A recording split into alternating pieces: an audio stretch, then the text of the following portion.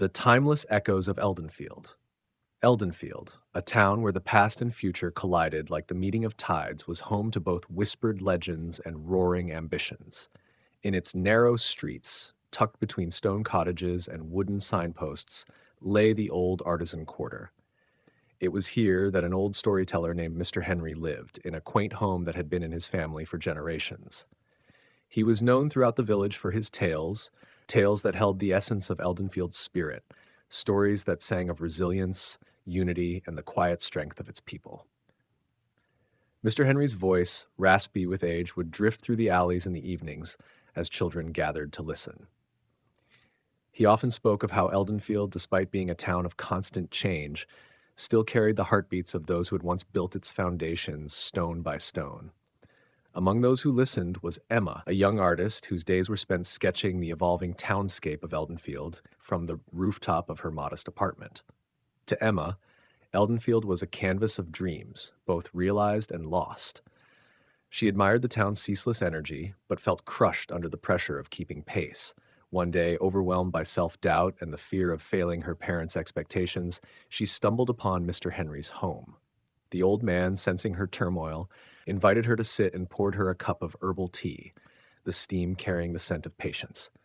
Eldenfield, he began, is more than its streets and markets.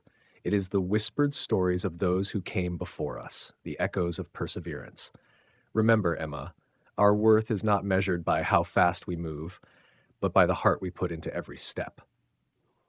As Emma took in his words, she found herself drawn to the streets that held tales of forgotten generations.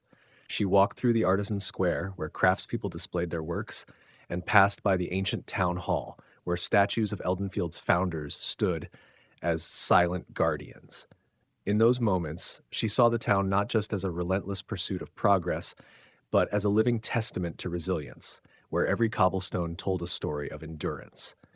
Inspired, Emma began painting murals that depicted Eldenfield's history, from the quiet scholars who once taught under the elm trees to the workers who rebuilt it after fires and floods. Each brushstroke was a tribute to those who lived through hardship, yet found beauty in their journey.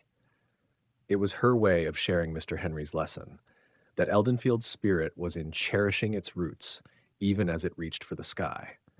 One evening, as the town lights flickered like stars caught in a web, a businessman named James, who spent his life chasing profit and prestige, noticed one of Emma's murals.